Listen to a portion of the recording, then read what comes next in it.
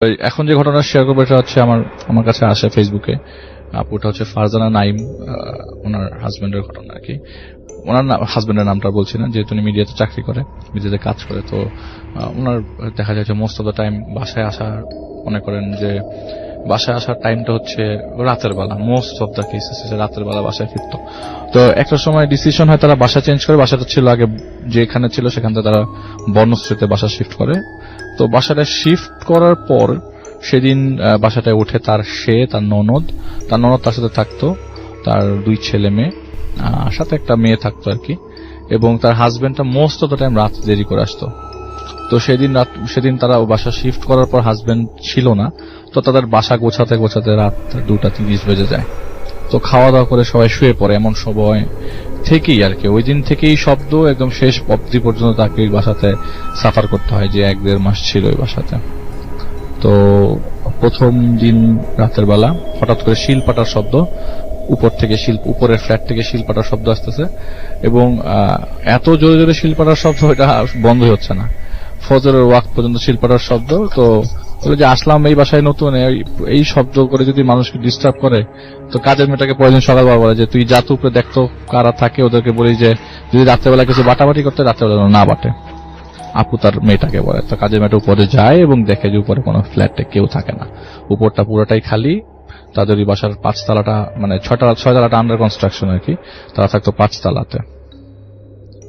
তো সে খুব অবাক হয়ে যায়, তাহলে এত শব্দ টব্দ কে করলো। এর পরের দিনও তার হাজবেন্ড দেরি করে বাসায় ফিরবে। তো রাতের বেলা তিনি এরকম করে সব বাচ্চাদেরকে ঘুম পাড়াতে প্লাস পুরো বাসা গোছাতে আবারও রাত দেরি হয়ে যায়। তো সবাইকে মিলে খাওয়া দাওয়া করে সে শুয়ে পড়ে। শুয়ে পড়ার পর আপনার শব্দ আসতে থাকে বাইরে থেকে, প্রচন্ড, জানালা দিয়ে প্রচন্ড শব্দ। রাত্রেবেলা ঘুম ভেঙে যায়। সেই ঘুম আর রাত্রেবেলা তিনি আর ঘুমাতে পারলেন না। ঠিক পরের দিন আবারও, সেদিনও তার হাজবেন্ড তার বাসায় ছিল। বাসায় থাকা অবস্থায় রাত্রেবেলা তার হাজবেন্ড তাকে নিয়ে, মানে সে হাজবেন্ডকে নিয়ে রাত্রেবেলা ঘুমাচ্ছিল। হঠাৎ করে তাদের ব্যালকনি যেটা ছিল সেইটা দিয়ে রাত্রে 2-3টার পরে হঠাৎ করে প্রচন্ড জোরে শব্দ। এত শব্দ যে শব্দের কারণে পরবর্তী সময় তারা আপনার দরজাটা খুলতে বাধ্য হয়। তার হাজবেন্ড দরজাটা খুলে দেখে বারান্দার মধ্যে যে বারান্দায় কে আছে, কিন্তু বারান্দায় কেউ নাই। শব্দটা তখন পর্যন্ত হচ্ছিল। হতে একটা পর্যায়ে তার চিন্তা করে যে না, এই অবস্থায় তো সম্ভব না থাকা এই রুমের মধ্যে। তো একটা পর্যায়ে তিনি মানে খুব ভয় পেতে থাকে যে এত শব্দ হচ্ছে কেন রাত, মানে ওই দরজাটা কন্টিনিউয়াসলি শব্দ হচ্ছে। তো তিনি আর ঘুমাতে পারেন না সেদিন রাতের বেলা। ঠিক পরের দিন তাদের বাসায় তার হাজবেন্ড আবারও নাই। তার বাসায় তাকে সজাগ থাকতে হয়। তো হাজবেন্ড যেহেতু রাতের বেলা দেরি করে আসবে, তাকে জেগে থাকতে হচ্ছে বাই দিস টাইম, এবং বাচ্চা তাকে ঘুম পাড়িয়ে দেওয়া হয়। এবং আমি স্কিপ করে গেছি একটা ঘটনা। এর পরের দিন হাজবেন্ড বাসায় ছিল সকালবেলা। তো গোসল করে, ওয়াশরুম থেকে গোসল করে তিনি চা বানিয়ে, তো বলে যে আমি একটা মিটিং আছে, তুমি তোমার জন্য 1 কাপ চা বানিয়ে নিয়ে আসো।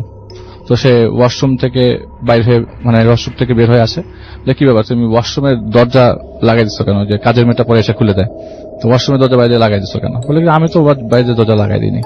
বলে হ্যাঁ, লাইট অফ করে বাইরে দরজা লাগাই দিলা কেন? বলে এটা আমি করি নাই কখনো। তো উনি বুঝতে পারছিল না তখন এই বাসাতে কি হচ্ছে না হচ্ছে। এর পরের দিন ঠিক, আমি কিন্তু প্রতিদিনের ঘটনা বলছি আসল ভাই। ঠিক পরের দিন, সেদিন রাতের বেলা বাচ্চাদেরকে ঘুম পাড়িয়ে দেওয়া হয়।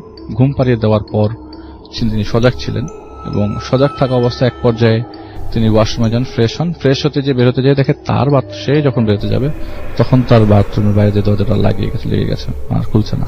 সে চিৎকার করছে, কারো কোনো শব্দ নেই। আর ফ্যানের বাতাস থাকার কারণে ফ্যান ঘুরলে এরকম শব্দ পাওয়া যায় না। আর বাসায় সবাই ঘুমিয়ে গেছে। তো হঠাৎ করে তার ছোট ছেলেটা ঘুম ভাঙে, তো বলার জন্য যে বাচ্চার ঘুম ভেঙে গেছে, খালাম আপনি কোথায়? তো কাজের মেয়েটা রুমে আসার পর দেখা যায় বাথরুম ভেতরতে এসে দরজা জোরে জোরে নক করছে আর কি। তো তখন সিটকিনি খুলে দেয়, কে দরজা লাগাইছে বা লাগাইলো কে। তো তখন কেউ বুঝতে পারছিল না যে আসলে ঘটছে কেন ঘটছে, কি কারণে ঘটছে, আর ঘটার কারণটা কি।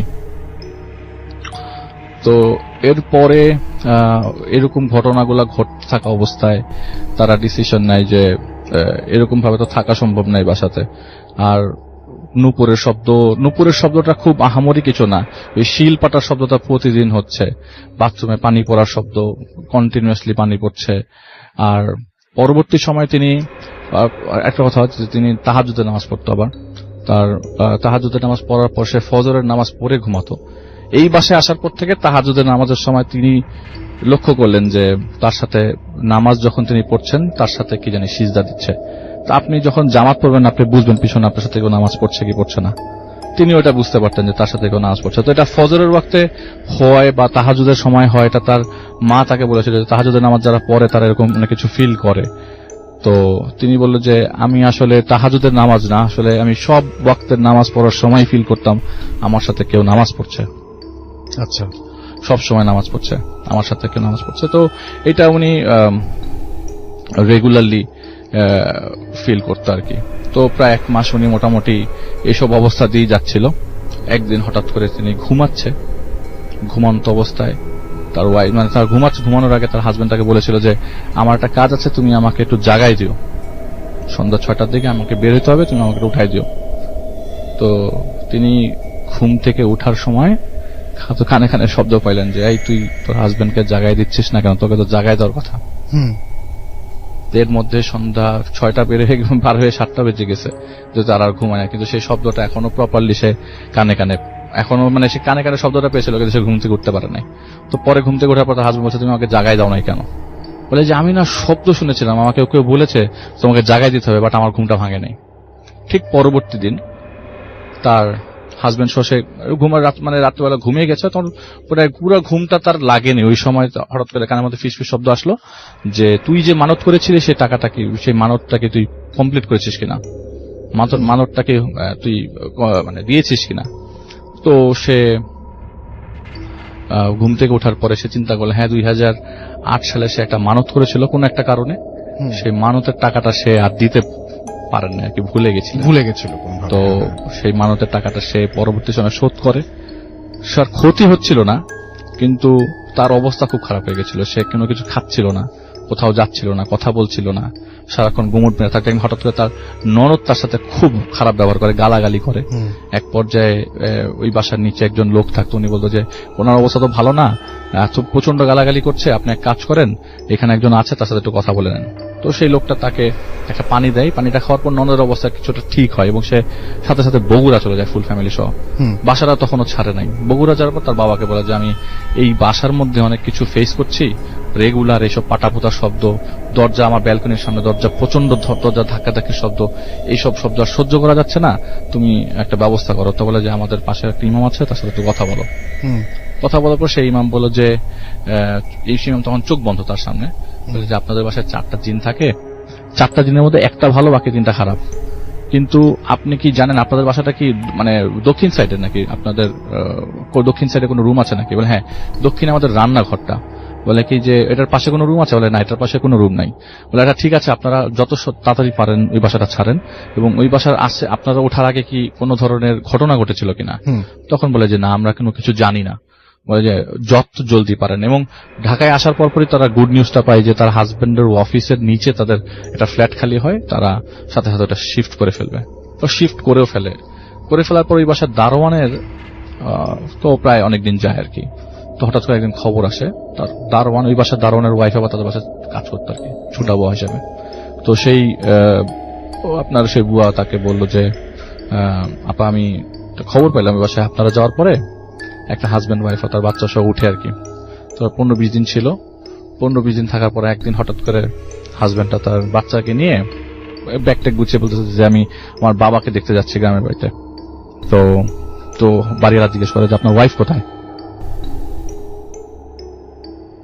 পাঠাই দিছি, আমি আমার মেয়েকে নিয়ে চলে যাচ্ছি, আমি চলে আসবো কিছুদিন পর, চাবিটা বাসায় রাখেন, হেফাজতে রাখেন। তো চলে গেল। 15 দিন হয়, 20 দিন হয়, ওই বাসার থেকে কেউ কোনো নক আসে না, ওই বাসাতে কেউ মানে ওই বাসার ক্লেম করতে আসে না, ওই লোকটাও আসতেছে না। তো একদিন দরজা খুলে ভিতরে ঢুকে দেখে যে ওনাদের যে বেডরুম, সেই বেডরুমের তোষকের মধ্যে মুড়ানো তার ওয়াইফের লাশ। যে লোকটা তার ওয়াইফ ছিল, তার ওয়াইফের লাশ মুড়ানো অবস্থায়। পরে পুলিশ কেস হয়, কিন্তু এটা পরবর্তী সময় আর কিছু উনি জানেন না, কারণ উনি ওই ঘটনাটা ওই মুহূর্তে তখন বুয়ার কাছ থেকে পায় আর কি, কারণ তিনি তো বাসা ছেড়ে দিয়েছেন। এটা ছিল ঘটনা রাসেল ভাই। যদি আমি অনেক কিছু স্কিপ করে গেছি, আমার মাথায় কাজ করছে না রাসেল ভাই, ট্রাস্ট মি। হ্যাঁ, আজকে হাত ব্যথা করছে খুব। হ্যাঁ, শেষ তখন থেকে এটার সাথে কি কোনো রিলেশন? আমি জানি না, বাসা গাড়ি থেকে নামলাম, হঠাৎ করে দেখলাম যে এবং এই মোবাইল ফোনটা পড়ে যাচ্ছিল, পরেও নাই, জাস্ট আমি হাতটা দিয়ে মোবাইল ফোনটা ধরতে গেলাম, আমার হাতটা এমন ভাবে মচকে গেল, আমি এখন পর্যন্ত ব্যথা, এখনো ব্যথা করছে। খুবই অবাক হয়েছে। এবং সবচেয়ে বড় কথা, লাস্ট ঘটনা ঠিক মতো বলতে পারলাম না, স্যাটিসফাইড না কি বলে, লাস্ট ঘটনা ঠিক মতো বলতে পারি না। হ্যাঁ, বলতে পারেন। এবং আপনি ঢোকার পরে বলছিলেন যে আজকে কোনো কিছু মনে পড়ছে না ঠিক মতন। তারপরে আমি সেকেন্ড ঘটনা বেশ চেষ্টা করেছি মনে করে বলার জন্য, থার্ডটা প্রপারলি বলতে পারিনি আর কি, এই জন্য আমি এক্সট্রিমলি সরি। প্রচন্ড ব্যথা হাতে। আমরা চলে যাই আপনাদের কাছে আরেকবার। আমরা একটু বলি যে আপনারা খুব ছোট করে যদি বলি যে আপনাদের এখন আসলে কোন ধরনের সমস্যা ফেস করছেন আপনারা এই মুহূর্তে মানে এই প্রতিদিনই আপনাদের বিভিন্ন সমস্যা হয়, সেই সমস্যাগুলো বলুন, তাহলেই আমার মনে হয় যে সবাই বুঝতে পারবেন। কারণ আমরা শুরুটা শুনেছি, মোটামুটি সবাই বুঝতে পেরেছেন যে অনেকদিন ধরে এই সমস্যাটা চলছে, কিন্তু এখন ইদানিং যে সমস্যাগুলো হচ্ছে সেগুলো একটু বলবেন।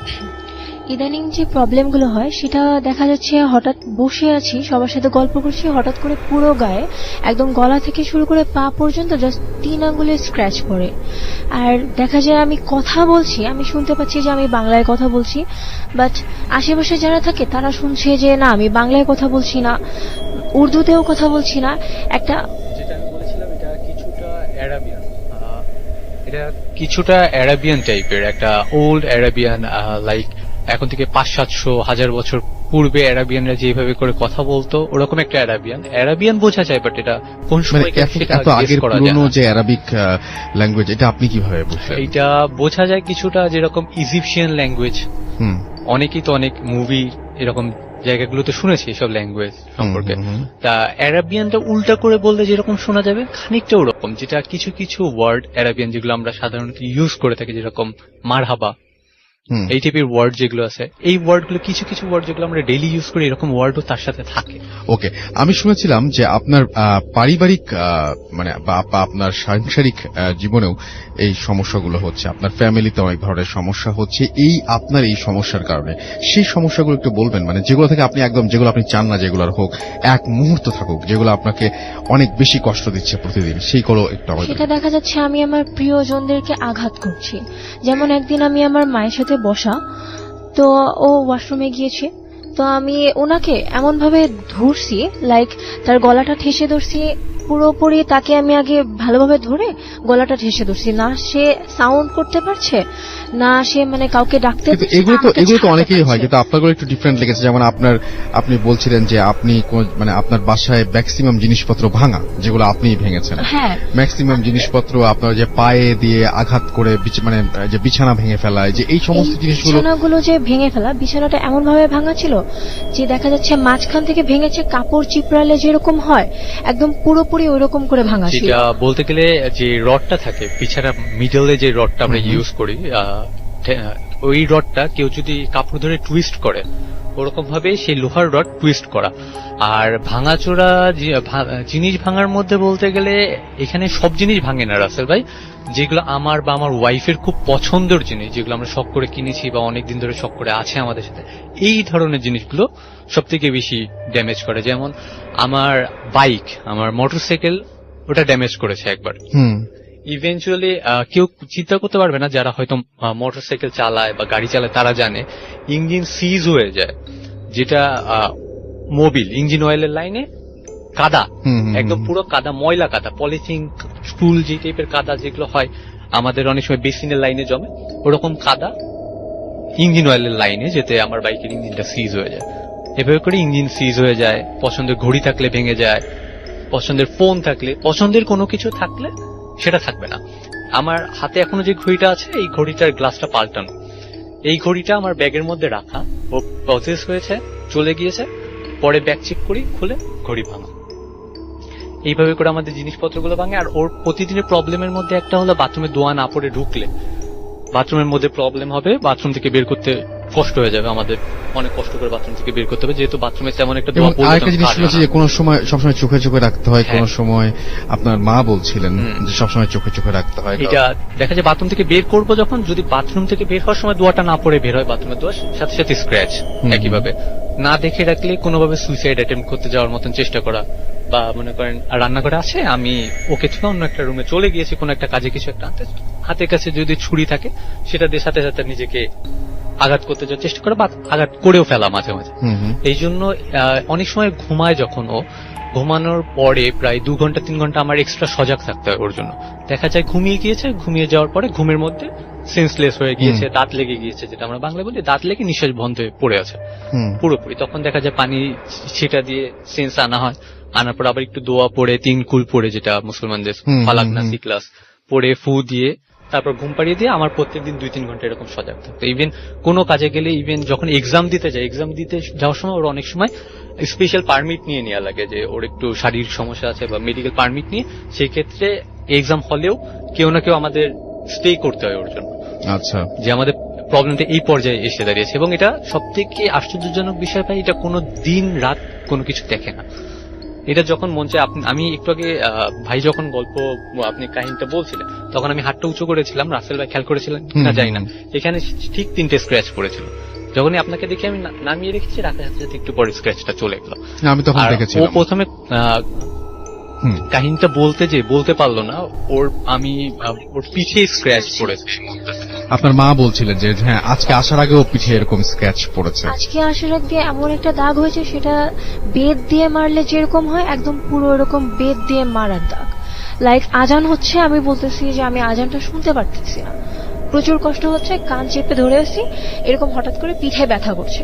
মা তখন দেখছিল যে আমার পিঠে আজকে পুরোপুরি বেতের দাগ, বেত যেরকম চিকন কোনো একটা বেত দিয়ে মারলে যেমন দাগ হয়, ওরকম পুরো জখম হয়ে আছে। মানে আমি আসলে ওনাদের ঘটনা আরো অনেক ডিটেইলে শুনেছি এবং আমার কাছে খুব খারাপ লেগেছে, এবং আরো যত কিছু শুনেছি আমরা আরেকদিন আরো একবার, যেহেতু আজকে সময় খুব কম, আমরা আরো একদিন শোনানোর চেষ্টা করব, এবং সেদিন হচ্ছে ওনার মাকেও আমরা স্টুডিওতে নিয়ে আসার চেষ্টা করব, এবং উনিও ঘটনা বলবেন, তার দেখা যে সমস্ত ব্যাপারগুলো ঘটেছে সেগুলো। আজকে আশা করেছিলাম যে ওনাকে নিয়ে আসবো, কিন্তু হাতে সময় নেই। এবং আমি শুধুমাত্র চাইবো যে তারা নতুন বিয়ে করেছেন, এবং নতুন না, এবং তারপর থেকে অশান্তি আরো বেড়েছে। তো আমি চাইবো যে আপনারা দোয়া করবেন, এবং সেই সাথে যারা আসলে সাহায্য করতে পারবেন, সত্যি কথা বলতে ওনারা বলছিলেন যে বাংলাদেশের সবাইকে দেখিয়েছেন। তো আমাদের যারা যেখানে আছেন, যদি কোনো কেউ সাহায্য করতে চান, যে হ্যাঁ আপনি জানেন যে এটা সলিউশন কি, তাহলে সেটা দিয়ে আমাকে ইমেল করলে আমি ওনাদের কাছে পৌঁছে দিব, আসলে যে আসলে কোন সমাধান যদি এটা থাকে, যা যা শুনলেন। এবং আমাদের চোখের সামনে আমি একটু আগেও দেখলাম যে আসলেই সত্যি সত্যি স্ক্র্যাচ পড়েছে, এবং ঠিক একইভাবে ওনার মা আরো খুব সুন্দর করে উনি বলছিলেন, আমরা চেষ্টা করব নেক্সট উইকে বা তার পরের উইকে ওনার মাকে দিয়ে ঘটনাগুলো বলানোর জন্য। উনি খুব চমৎকার করে বলেন, তো আমি ওনাকে দিয়েও চেষ্টা করব যে মানে বলানোর জন্য, তখন আপনারা প্রবলেমগুলো আরো ভালো বুঝতে পারবেন। ইন দ্য মিন টাইম যদি আপনারা পারেন, তাহলে আপনারা আমাদের একটু জানিয়ে দিবেন যে এর কোন সলিউশন আপনাদের আসলে জানা আছে কিনা, এবং এটার কারণটা কি। আসলে চলে যাব ডক্টর আলিফের কাছে শেষবারের মতো, এবং মানে আজকের জন্য, এবং আশা করছি আজকে আমাদের শেষ অতিথি ডক্টর আলিফ, এবং তিনি তার কিছু কথা। Thank you so much Russell ভাই। আমি আসলে মানে চাইলাম আপনার কাছে কিছু সময়। আমার ওনাকে দেখলাম আমি মাত্র, যে ওনার হাতে 3টা দাগ পড়ে আছে, দেখলাম আমিও। এসবগুলি কিন্তু রিস্কি, খুবই রিস্কি, এক্সপোজড হওয়াটা রিস্কি। উনি তো সবার সামনে এক্সপোজ হচ্ছে। আমি যে একজন ঘটনা লাস্ট বলেছিলাম, যে অ্যাডভোকেটের ঘটনা বলেছিলাম, যে এখনো পর্যন্ত সে সাফার করছে, এবং আজকেও পর্যন্ত সাফার করছে, যে তার টেনশন যে সে কখন মারা যাবে, যে কোনো মুহূর্তে মারা যেতে পারে। তো আমার কাছে মনে হয় যে ওই দিন ঘটনার পরে আমি ফেস করেছি, প্রচুর মানুষ নক করছে যে উনি দিতে পারবে সলিউশন, ইনি দিতে পারবে সলিউশন। আমাকেও নক করেছেন। I don't want to take any risk. Actually আমি নেই না কখনো এরকম রিস্ক। আমি একটা মানুষকে সাজেস্ট করে দিলাম, বিপদ ঘটতে পারে, এটা আসলে উচিত না। মানে ব্যাপারটা যদি তার সাথে মাথায় রাখা উচিত। এক্স্যাক্টলি, যদি তার সাথে পরিচয় না থাকে বা তার সলিউশনে যদি যথেষ্ট যৌক্তিক। Actually I got loads of message যারা পাঠিয়েছে যে আমি হেল্প করতে চাই আপুকে, আপনি কি আপুর সাথে দেখা করে দিতে পারেন। আমার কাছেও সেই মেসেজ আসছে যে আমি এটা জানি, সলিউশন জানি একদম। আমি রাসেল ভাই ছোট্ট করে কথা বলতে চাই। আমি ঘটনাটা লাস্টে একটা জিনিস মিস করে গেছিলাম, ওইটা একটু বলে দিই যে আমি ওই ফ্ল্যাটটা ক্লিয়ার করতে পারবো না। একদিন ওই 1 মাসের মধ্যে একদিন উনি হঠাৎ করে রাত্রেবেলা ঘুমাচ্ছিলেন, হঠাৎ মানে সবাইকে ঘুম পাড়িয়ে দিয়ে উনি আবার হাতে স্ক্র্যাচ করেছে। দেখেন, আমি নিজেই ভয় লাগছে আসলে কি রাসেল ভাই, আমার হাতের যে মোচড়ানোটা কি জানি কারণ যাই হোক, তো সেদিন রাতের বেলা ওনার বাচ্চাদেরকে খাইয়ে ঘুম পাড়িয়ে দিয়ে ওনার ননদ এবং কাজের মেয়ে একসাথে খাইয়ে ঘুম একসাথে তিনি রুমে চলে আসে। সেদিন তারও হাজবেন্ড আসার দেরিতে হঠাৎ করে তিনি বারান্দায় যায় কি মনে করে। এক পর্যায়ে তিনি রেলিং এর উপরে ওঠে। উঠতে উঠতে তার রেলিংটা তাদের বাসার এরকম যে তাদের 5 তলা, তো দেয়াল উঠানো, অলমোস্ট বুক সমান দেয়াল উঠানো, উপরে কোনো গ্রিল নেই যেহেতু 5 তলা, চোরের সম্ভাবনা কম। তো উনি কি করে একটা মোড়া নিয়ে ওই দেয়ালটার উপরে ওঠে, অলমোস্ট বুকটা এলিয়ে দেয়। অর্ধেকটা বডি তখন তার দেয়ালের পাশে আর অর্ধেকটা বডি তার ভেতরে। এটা তার সেন্স নেই। হঠাৎ করে বাচ্চার কান্নার শব্দ আসে। আসার সাথে সাথে তিনি বুঝে আরে আমি কোথায়। তখন সে 5 তলার সেই ব্যালকনির কোণায় একদম। তো এরকম হতে পারে রাসেল ভাই, এই ঘটনাটা এই কথাটা আমি মিস করে গেছি। এটা হয়তো বা রিলেট করতে পারেন যে হয়তো পারে যে ওই ফ্ল্যাটে এরকম কোনো প্রবলেম থাকতে পারে যেটাতে মানুষ একদম আকাল মৃত্যু পর্যন্ত যেতে পারে, যেটা সে লাস্ট ফ্যামিলিতে হয়েছিল। তো ওই ঘটনাটা এরপরে রিভিল হয় না। এই ঘটনার ফ্ল্যাটের কি সমস্যা কখনো রিভিল হয় না, সে আমাকে বলেও নেই। তো আমি তাকে অনলাইনে বলতে চাচ্ছি যে আপনার যদি থাকে ঘটনাটা উনি আপনার জেনে আমাকে জানায় যে ওই ফ্ল্যাট রিলেটেড আর কোনো ঘটনা আছে কিনা, বা আগে ঘটনা মানে আরেকটা ঘটনা পেয়ে যেতে পারি যে, এবং সেটার সাথে সেই ঘটনাটা পাওয়ার মাধ্যমে আমরা বুঝতে পারি হয়তো যে এইটা কেন ঘটলো। রাইট। আমি সবসময় সলিউশন নিয়ে আসি, রাখার চেষ্টা করি। সলিউশন আনতে গিয়ে আমাকে আশকোনা পর্যন্ত যেতে হচ্ছে সেই চিপার ভেতরে। তো যাই হোক, whatever, thank you Russell ভাই আমাকে সময় দেওয়ার জন্য। কি ক্লিয়ার করা দরকার ছিল আর কি। Most welcome. তো আমি যেটা বললাম যে আমাদের ডক্টর আলিফ যে ঘটনাটা বলেন, 3টা ঘটনা আমার কাছে খুবই ভালো লেগেছে। সেকেন্ড ঘটনাটা বিশেষ করে যেটা মাঝামাঝি তিনি বলেছেন, অসাধারণ একটা ঘটনা, এবং যেটা বললাম যে আমার মানে ভুলতেও অনেক দিন লাগবে এরকম একটা ঘটনা। আর আমাদের সঙ্গে আরো যে 2জন ছিলেন তারাও তাদের ঘটনা শেয়ার করেছিলেন, এবং আমি বলছিলাম যে ডক্টর আলিফ যেরকম বলছিলেন যে ওনার ওই অ্যাডভোকেটের ওনার ওই ঘটনার পরে আমি অনেকে পেয়েছি। আমার সলিউশন জানি, আমি ওনার যে সলিউশনটা যদি জানেন তাহলে আমাকে লিখে জানান যে এটা হচ্ছে সলিউশন। হয়তো ওনারা ওই সলিউশনটা যেটা আপনি দিচ্ছেন সেটা হয়তো ট্রাই করেছেন এর আগে, বা এরকম কিছু হতেও পারে। সবচেয়ে বড় কথা হচ্ছে যে যেটাই হোক না কেন ওনাদের জন্য দোয়া করবেন, এবং ডক্টর আলিফের জন্য দোয়া করবেন। আমি জানি না যে আমার হাতে কি হলো। সো যাই হোক, আমরা আপডেট করবো আপনাদেরকে যে কি হলো নেক্সট সপ্তাহে, আমি জানিয়ে দিব ইয়েতে। এবং আপনি জানেন যে উনি রেগুলারলি ওনাকে সার্জারিটা যে অনেক কিছু করতে হয়, সো ভালো হয়ে যাওয়াটা খুব জরুরি। এবং আজকে তারপর থেকেই দেখছি যে একটু অ্যাবসেন্ট মাইন্ডেড ডক্টর আলিফ। তো যাই হোক, আজকের মতো এখানেই শেষ করবো।